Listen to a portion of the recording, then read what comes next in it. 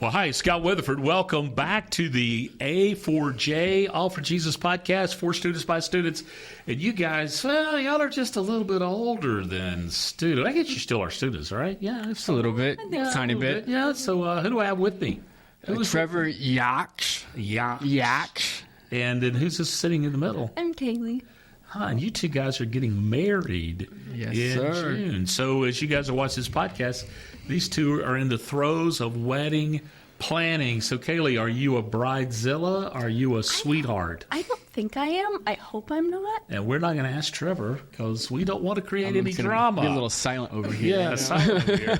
But these guys have gone through kind of a long period of dating. You started kind of distance dating, about 2 years worth, right, of dating total? 2.5 of dating total, 1 year of long distance dating. Long distance, yeah. So it's been quite the ride experience. Yeah. Well, which is good because we're going to harvest that experience because today we're going to talk about proper relationships while dating. And we're, kind of taking this couple through their premarital counseling. They got an A+ in this, so let's see how they do on the podcast. So I want to talk to you guys. So, Trev, if you're going to give our listeners a piece of advice about dating a girl, what would you say? Well, I'm a perfect in a relationship, just so you know. You're an expert. Yeah, I've made no mistakes whatsoever, and we'll talk about lying the next podcast. Yeah, exactly. Well, she'll definitely testify. Yeah, exactly. I would say one of the biggest things about dating through high school and dating through in life is just be respectful. Of course, always respect doing what she needs, what she wants. Also, we had a little bit of a different story, though, with being long distance. And so trust went a long way, and it still goes a long way. I think that really helped us out. So always trust the other person until you have a reason not to, until they break it. Because we had to trust each other. There was no choice. Our relationship wouldn't have been good if we didn't have that trust. Exactly. So how did you build that trust? What did you do to build that trust? We just kind of started off with it, I guess you could say. If you find out, I knew her personality pretty fast. I knew she wasn't one to mess around or do anything like that. And I think she knew the same about me. And so we got to know each other a little bit better and then just grew on off of that. Now, wait a second. You said you not want to mess around. But, Kailee, what if he was, had a reputation of messing around? Do you think you'd have to do some things to build some trust? Not that he did. Yeah, definitely. Probably being a little more leery. Yeah. So... Yeah, sorry. Yeah, be a little more cautious. Yeah, and more. Now, we talked about no secrets, no worries. Do you think that's applicable in dating?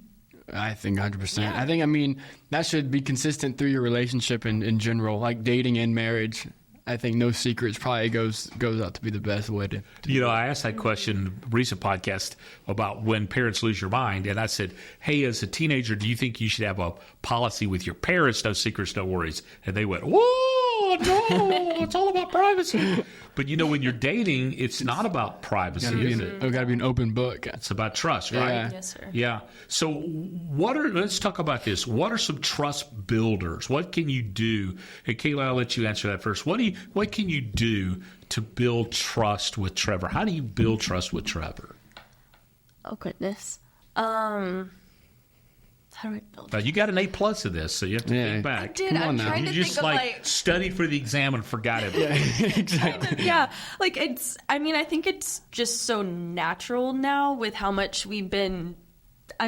How long we've been dating, it's just kind of habit. 2.5 years, yeah. Yeah, so it's hard to, think of the exact thing because it's just how we live our lives. Definitely, phones. We will hand each other's phones just constantly. There's nothing to share hide. your devices. So he has your passwords, you have his passwords? Okay, yeah, we have the little face, the face scanners in it, too. So even his phone loves your face. Exactly. Yeah. Romantic. Yeah. Her phone does not love my face, though. Trevor, you have a face only a mother can love. Exactly, yeah.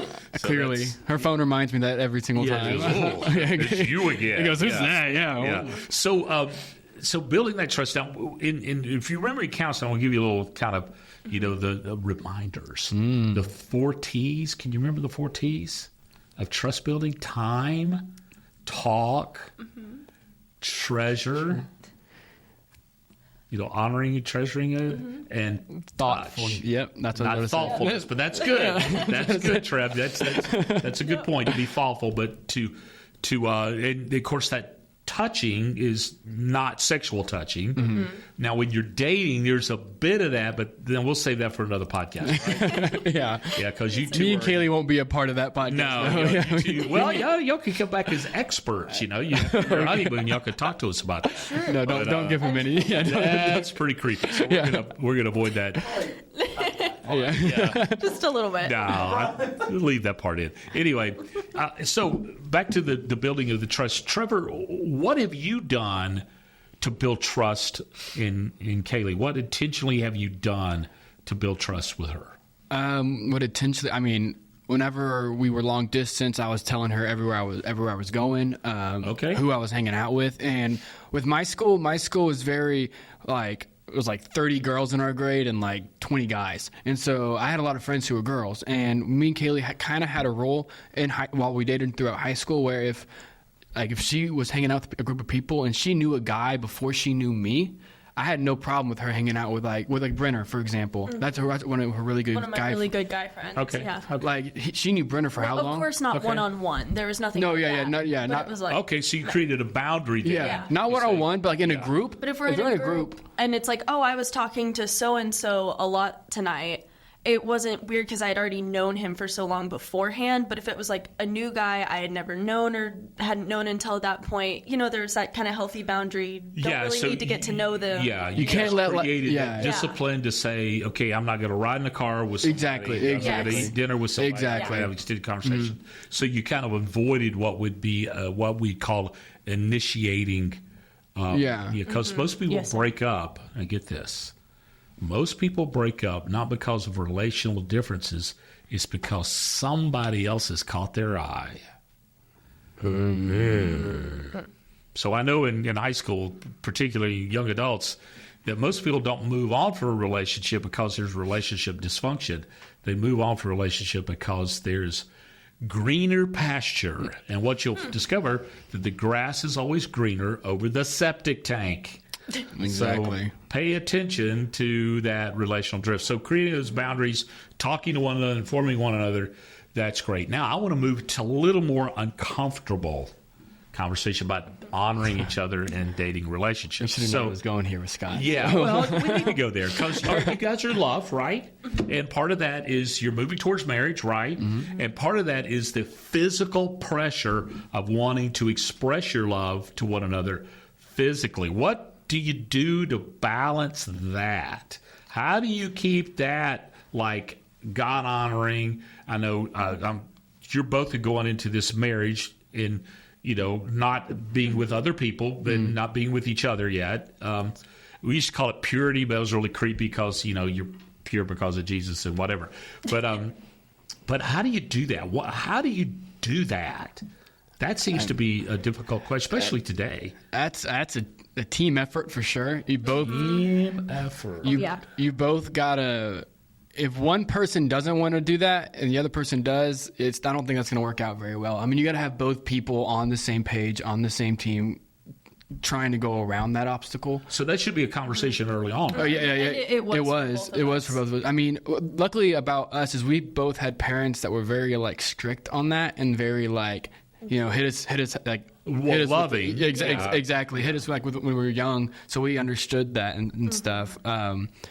But yeah, it's the team effort. Don't put yourself in a situation that could end up in. Oh, so late night prayer meetings may not be. But, I mean, I say that, but yeah, we hang out late at night and we. But we know it, and if either of us feel a little tempted or anything, we've had that time where we've said, separate, "Look, we need to." I'm feeling this way. We need to go to our separate places, separate rooms, and transparency. Honestly, transparency. She says, "Hey, Trevor, I'm feeling this way," and she leaves. You go, "I'm the man." You do that, Trevor? You got that secret, I am, hunka burning love. Oh, of course. I mean. I'm sorry, Kaylee. It embarrass you. Yeah, I'm not. It's funny. Yeah, but okay. So that has to be something talked about early in your relationship. That is so wise. And if you said, "Okay, I am quote unquote saving myself for marriage, like whatever. I think some of the purity culture in churches kind of got weird, and that kind of need to move away from that, because what you're doing is you're honoring God with your sexuality, and God made sex.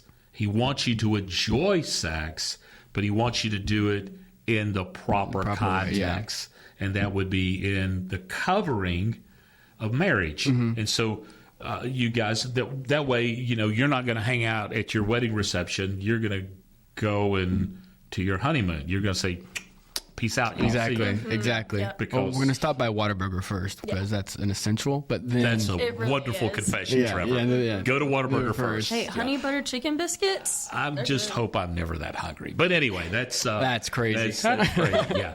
So talking to one another, communicating clearly with one another, transparency, being transparent, access to phones and things like that. How soon do you kind of implement those roles? Like second date, first date, third date, fifth date? Whenever it's official. I mean, whenever it's... Official, okay. Whenever, Well, I feel like our situation was kind of different, too. Well, tell us about it. Why? We got to know each other the summer of COVID. So okay. Good luck with that one.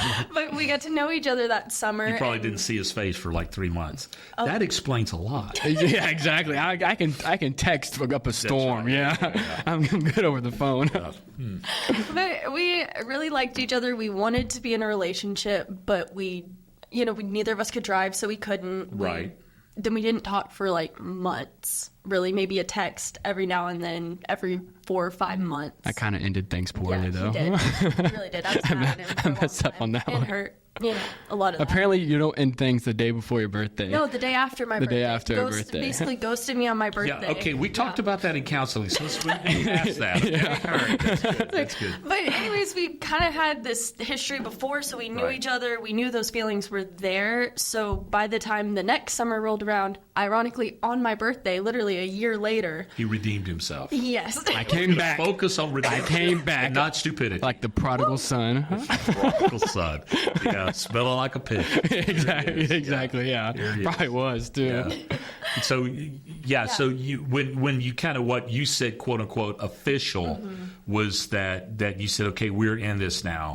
Okay, let me say this and let me see what you think. I think a lot of times now teenagers get into a relationship and they think they're married. What's the difference between being married and being dating?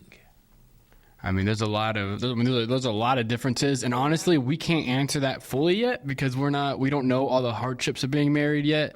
Like we know all like the paperwork we got to fill out and all that stuff. But I would. So there's more joy than hardship, just so you know. Oh yeah. So I know that. I just say you have to like, dating's almost. Like, I don't know if I'm going to say this wrong, but dating's like the practice for the marriage. Absolutely. That's a great answer. Yeah, that's true. You gotta make sure you because honestly, whenever you do get into a relationship, I mean, you're feeling the person out. Like there's going to be things you like about someone. There's also going to be things that kind of like annoy you a little bit. Yeah. And that's what you're kind of you're testing out and stuff. And then same with you though. Like I know I annoy her probably every day of my life, and you'll continue to do that. And I'll continue to do that. And but that's when like the trust and all that comes in, and you're just practicing on those things, and you're just learning how to be a better partner. I mean, I was awful whenever we first started dating, and I think I've gotten better throughout it. Yeah. I mean, at least I hope I have. At least I hope I have. I'm not still. Okay. Now think about this: guys bond physically, then emotionally. Girls bond emotionally, then physically. And if you get those out of balance, so guys, this is Papa Scott's advice. Guys, you need to be the one who is the gatekeeper for physical contact in your dating relationship. Not your girlfriend, you. In other words, you need to be one said, I need to go home. Or we need to stop. Or we need to, what? You got to do that because let me tell you why. You don't want to shoplift. Taking something that ain't yours. Yep. You know what I'm saying? Mm-hmm. And you want to be respectful because it's going to damage her girl heart. But when she bonds with you emotionally, then you both become gatekeepers. Mm. And that's just the whole thing. And what happens a lot of times, I'm kind of a little teaching moment here, that guys and girls start dating, their relationship starts here. And then their emotional connection is here, but then physically they go here. So they're lying to themselves about get their emotions up. And that prolongs, just pain. So I want to ask one more question. What if, and I know you guys have dated other people, right? I have. He's your one and only. Mm-hmm. Okay. There were people, but we never dated. Okay. All right. Let me ask Trevor this then.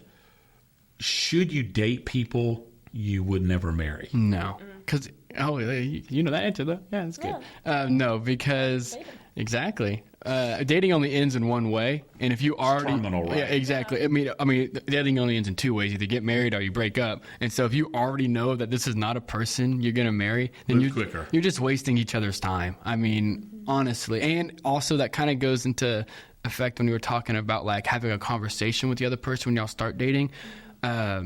If the other person has different beliefs than you, a different belief system, a lot of people go into it thinking, I can change them. Yeah, it's called missionary dating. Exactly. And the truth of the matter is, you can't. A person, especially if the guy's the one that's not a Christian or whatever, you might think you can change that person, but he's faking it. Yeah, he's faking it. I mean, a guy's a guy, you know.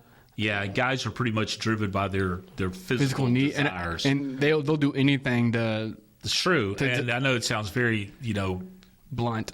Well, it may be harsh towards men, but men are that way, and so we need to understand that about ourselves, so that we need to guard the hearts of our girls. Whether we're dating or not dating, and we don't need to take from them what is meant for someone else. Exactly. So that's really important, and so we honor girls by being honorable. And I think it may not be what's really cool today, and girls out may listen to go, so I'm responsible for myself. That's right. But you know what? You are responsible for yourself, but you need to have guys that make you safe. And girls, you need to be safe too, because there's predatory females. Did you know that, Trev? I have never, believe it or not, I'm not good enough looking for that to happen to me, but... Well, Trevor, even in my old age, I've had some creepy encounters at gas stations here in Victoria recently. Oh. And it's just like, I think they're blind people, but anyway, it's really so you need to pay attention. So in party comments, if we're going to live all for A for J, all for Jesus, then we have to respect what God says about relationships without do one another showing honor. We have to maintain proper sexual boundaries according to biblical values. And then we have to be open and honest, no secrets, no worries. Anything else you want to add? I think I'll add one more thing. If the other person does something that like kind of offends you a little bit, bring it out right then and there. Talk through it. Talk through it. Don't be passive. Yeah, Please don't be passive. It doesn't get you anything in the long run. Okay. That's probably a good answer. Yeah. So don't let issues become issues. Deal with issues before. Right then and there. Exactly. It might get ugly. It might not be as fun or whatever. Well, it may cause you to say, you know what, this person's not for me, and you can move on. Exactly. And so when you break up with somebody, you just like ghost them. Is that what you do? No, I wouldn't say go. Why are you asking that to me, Scott? She's never broken up with anybody, Trev. I definitely don't ghost them. Like, face to face, do it right there. Because I hear so many stories of over text, and now that's just not the way to do it.